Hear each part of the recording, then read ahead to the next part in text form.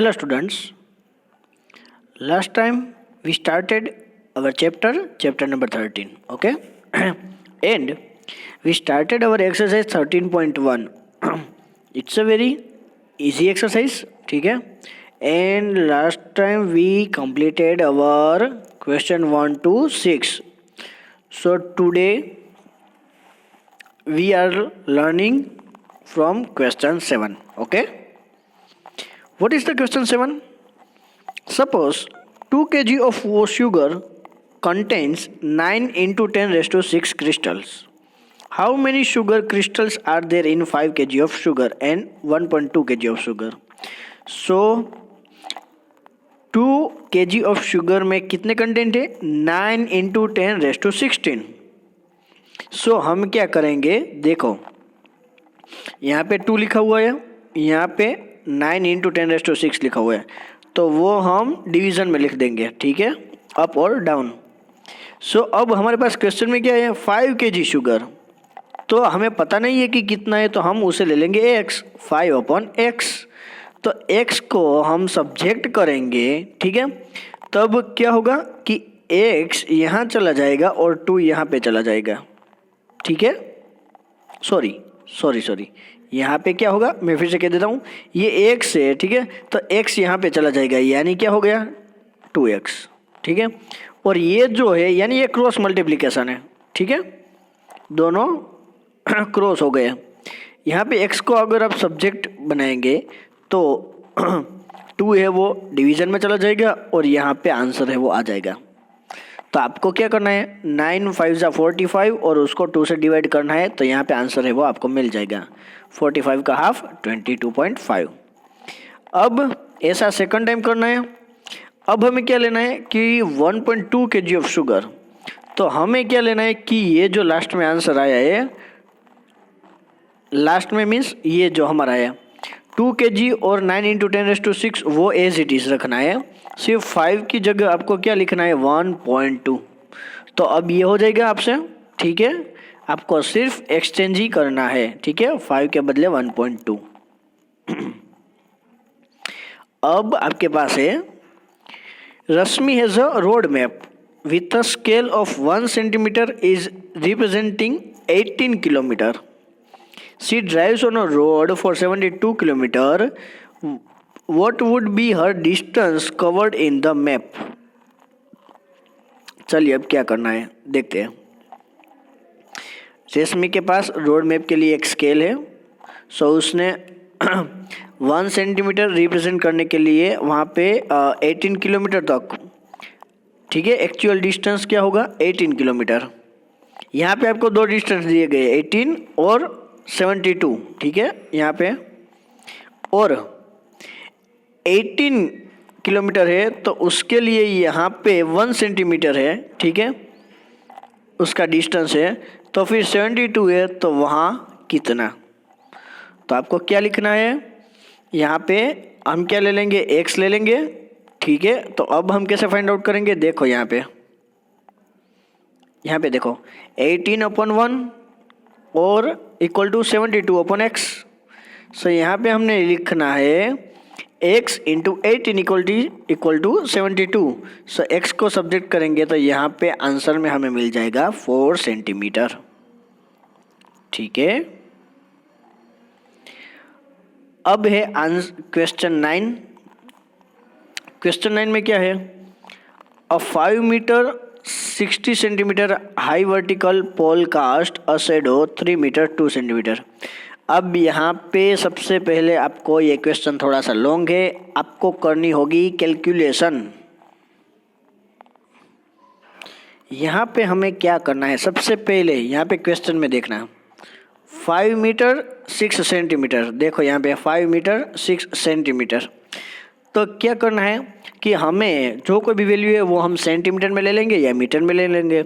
चलो मान लीजिए हम सेंटीमीटर में लेते हैं, तो 5 मीटर को सेंटीमीटर में अप्लाई करने के लिए 100 से मल्टीप्लाई करना होगा, ठीक है, 100 से मल्टीप्लाई करो और 60 ऐड करो तो हमें आंसर मिल जाएगा 560 सेंटीमीटर. अब सेकंड 3 मीटर 20 सेंटीमीटर, तो यहाँ पे क्या होगा कि 3 मीटर है यानी 3 × 100 प्लस 20, तो यहाँ पे आंसर हमें मिल जाएगा 320 सेंटीमीटर। फिर यहाँ पे और एक आगे हमारे पास है 10 मीटर 50 सेंटीमीटर, तो यहाँ पे 10 × 100 प्लस 50, सो यहाँ पे 1050 centimetre. The height of a pole which cast a shadow 50 metre long, so यहाँ पे 1 मीटर इक्वल टू 100 सेंटीमीटर, तो 5 × 100 इक्वल टू 500 सेंटीमीटर। अब आपके पास सारी वैल्यू है वो सभी के सभी सेंटीमीटर में आ गई है, ठीक है। अब आप कुछ भी लिख सकते हैं, अब आप कैलकुलेशन कर सकते हैं। तो ये सबसे पहले ये करना था। अब देखो यहाँ पे 560/320, ठीक है, क्योंकि पोल की हाइट है और पोल की लेंथ है, तो उसके सामने यहाँ पे हमें ऑलरेडी एक और शेडो की लेंथ दी गई है 1050 पोल की, सॉरी। तो लेंथ की कैसे फाइंड आउट करेंगे? सभी में एक ही मेथड हमने यूज़ की है, ठीक है। तो हमें 560/320 इक्वल टू 1050/x, x जब फाइंड आउट करेंगे तब हमें आंसर है वो मिल जाएगा। अब आपको कट करने तो इजी है, 0 0 कट हो जाओ, और 56 और 32 है तो आप 2 से उसको डिवाइड कर सकते हो कंटिन्यू, ठीक है। अब सेकंड वन है, तो यहाँ पे पोल की लेंथ हाइट ऑफ पोल है 360, लेंथ है 320, तो यहाँ पे हमें एक से वो नहीं दिया गया है और यहाँ पे क्या है 500 है। तो यहाँ पे 560/320 इक्वल टू x/500, सो आपको आंसर में मिल जाएगा 875 सेंटीमीटर।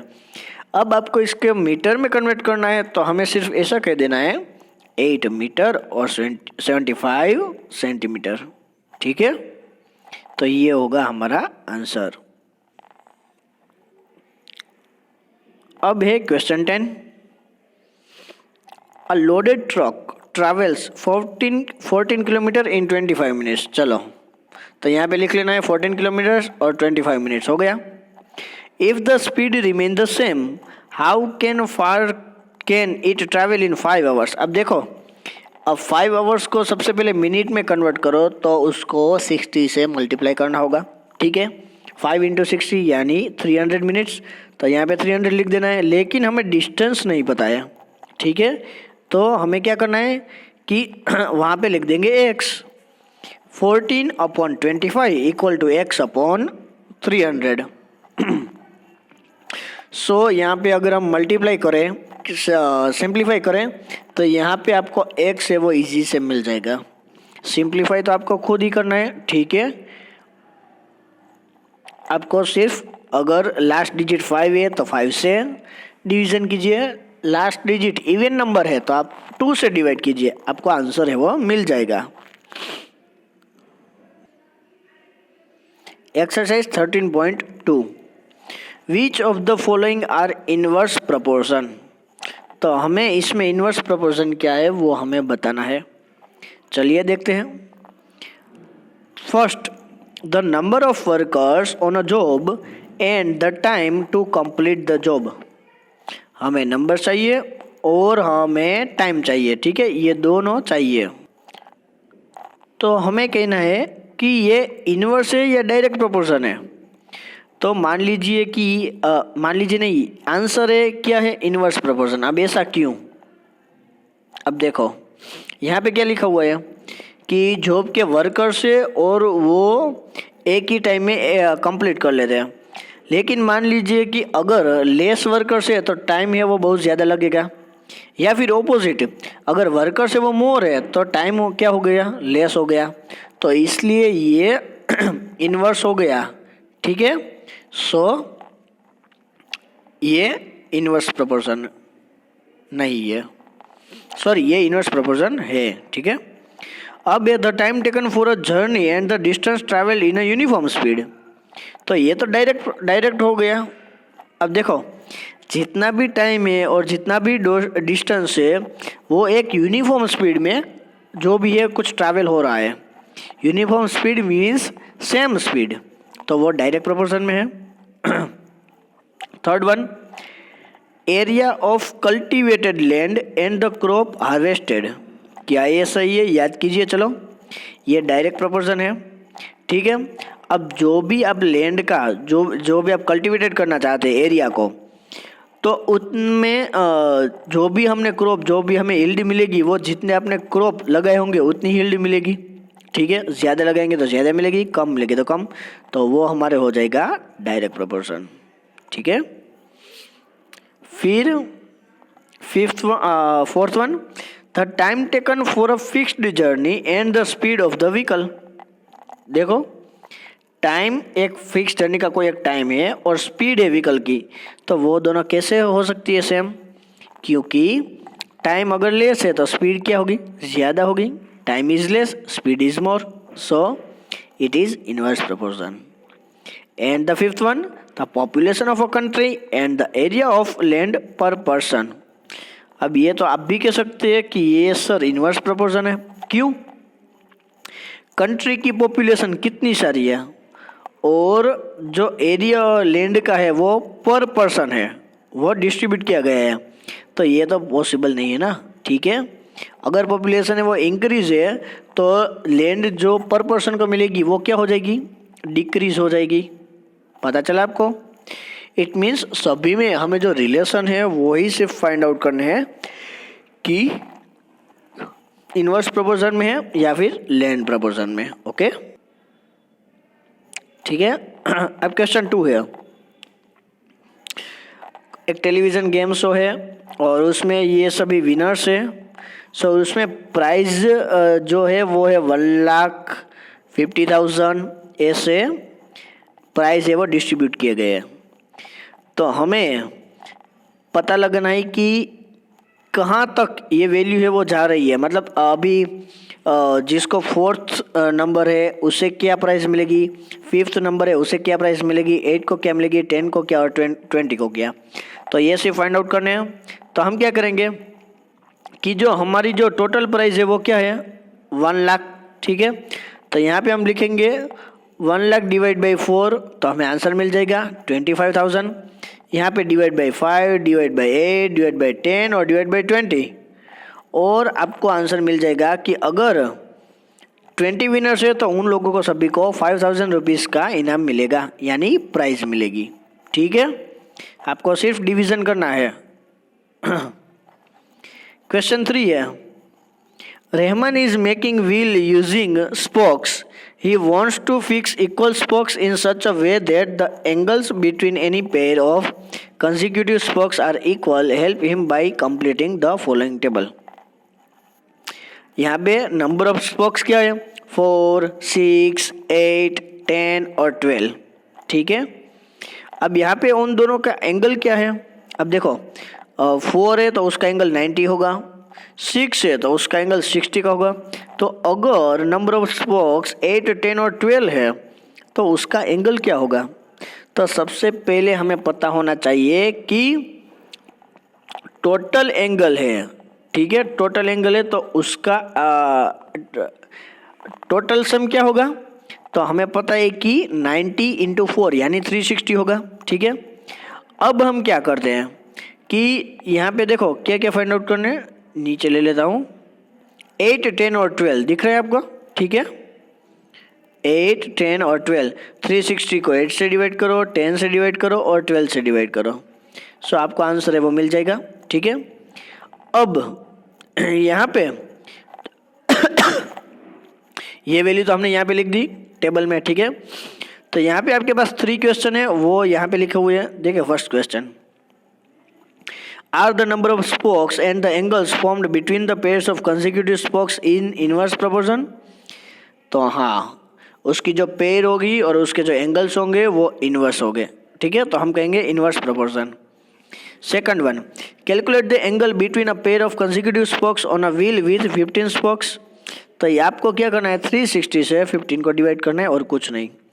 और लास्ट में भी ऐसा ही है, एंगल है 40 तो 360 को यहाँ पे 40 पे डिवाइड कर लो, आपको आंसर मिल जाएगा, okay.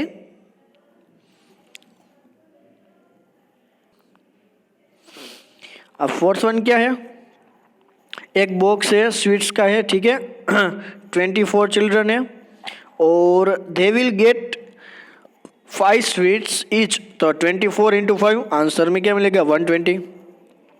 How many would each get if the number of children is reduced by 4। अब देखिए 24 चिल्ड्रन है, उसमें से 4 रिड्यूस हो गए तो कितने हो गए 20। तो हमारे पास जो टोटल स्वीट है 120, उसको 20 से डिवाइड करेंगे तो हमें आंसर मिल जाएगा। बहुत ही ईजी है। चलिए फिफ्थ वन है, 20 एनिमल्स है और 6 डेज है, ठीक है। तो फार्मर है तो वो उसको फीड करा रहा है एनिमल्स को 20 डेज और 20 एनिमल्स को 6 डेज तक। तो उसका फूड कितना दिन चलेगा अगर एनिमल्स है वो 30 हो गए तो सबसे पहले हम क्या करेंगे 20/6 इक्वल टू 30/x, ठीक है। सो यहाँ पे आप यहाँ पे लिखो और x को सब्जेक्ट करो, जो हमने आगे अभी सीखा वही यहाँ पे है, ठीक है। ओके, अब 6 है कि 3 पर्सन है और 4 डेज है, ओके 3 पर्सन है और 4 डेज है। अब 4 पर्सन है तो उनको जॉब कंप्लीट करने के लिए कितने दिन चाहिए, यानी 3/4 और 4/x। अब यहाँ पे इन्वर्स प्रोपोर्शन है, याद रखना इन्वर्स प्रोपोर्शन है तो आपको यहाँ पे x/4 लेना होगा, ठीक है, क्योंकि इन्वर्सली प्रोपोर्शनल है इसलिए। फिर आपको x मिल जाएगा, वो आपको पता है। अब क्या है, बहुत इजी है। यहाँ पे 25 बॉक्सेस है और नंबर ऑफ बोतल है 12, और यहाँ पे नंबर ऑफ बोतल है 20, तो यहाँ पे बॉक्सेस है x। तो आपको सभी में इन्वर्सली प्रोपोर्शनल में क्या करना होगा 12/20 यहाँ पे लिखना होगा और x/25 वो आपको यहाँ पे लिखना होगा। इन्वर्सली प्रोपोर्शनल है इसलिए ऐसा बोल रहा हूँ, ठीक है। सो आपको इस तरह से लिखेंगे तभी आपको आंसर मिलेगा, अदरवाइज आपका आंसर है वो दूसरा आएगा। चलिए क्वेश्चन 8 है, 42 मशीन, तो यहाँ पे लिख दिया। तो उसको एक आर्टिकल से वो उसको 63 डेज लगते हैं, तो यहाँ पे लिखते हैं 63 डेज। अब 54 डेज है तो यहाँ पे लिखते हैं 54 डेज, तो कितने मशीन की ज़रूरत होगी यानी x। तो यहाँ पे 63/54 इक्वल टू x/54 आपको इन्वर्स लिखना है, फिर आपको x से है वो फाइंड आउट करना है, ठीक है। 9th क्वेश्चन, यहाँ पे आपके पास है स्पीड है 16 किलोमीटर पर आवर और आपका टाइम है वो क्या दिए गए 2 hours. So car takes 2 hours to reach a destination by travelling at the speed of 16 kilometre. तो अब क्या है कि 16 किलोमीटर के सामने आपके पास 18 किलोमीटर तो है, लेकिन टाइम है वो नहीं दिया गया है, तो आपको एक से वो फाइंड आउट करना है। यहाँ पे इन्वर्स प्रोपोर्शन है तो 60/80 इक्वल टू x/2, क्योंकि यहाँ पे इन्वर्स प्रोपोर्शन है, ठीक है। तो यहाँ पे आंसर आपको मिल जाएगा। क्वेश्चन 10, अब है one of the person fell ill before the work started. अब देखो यहाँ पे पर्सन कितने हैं, पर्सन है 2 और डेज कितने हैं 3। तो हमें क्वेश्चन में दिया गया कि 2 की जगह अगर एक पर्सन है तो उनको वर्क है वो कंप्लीट करने के लिए कितने डेज चाहिए। तो यहाँ पे 2/1 इक्वल टू x/3। तो यहाँ पे आंसर x को जब आप सब्जेक्ट करेंगे तो आपका आंसर है वो मिल जाएगा। और सेकंड में क्या है, how many person would be needed to be feed the window of 1 day. तो आपको लिखना है 2, 3 और x1, x है वो ऊपर लिखना है, 1 है वो नीचे लिखना है, तो आपको आंसर मिल जाएगा। एंड द लास्ट वन, अब यहाँ पे पीरियड है 8, तो ड्यूरेशन ऑफ पीरियड क्या है 45 मिनट्स। यहाँ पे है 9 पीरियड्स, तो यहाँ पे कितने पीरियड्स लगेंगे। तो हम क्या करेंगे 8/9 लिखेंगे और x/45 लिखेंगे, तभी आंसर है हमें मिल जाएगा, ठीक है। 8 × 45/9 आंसर आएगा 40 मिनट्स। तो यहाँ पे ये जो चैप्टर है वो पूरा होता है, ठीक है। ये चैप्टर आप अपनी बुक में है वो लिख लेना, ठीक है। चैप्टर 13 यहाँ पे कंप्लीट होता है, ओके, नेक्स्ट टाइम भी हम दूसरा और न्यू चैप्टर स्टार्ट करेंगे. Okay, thank you.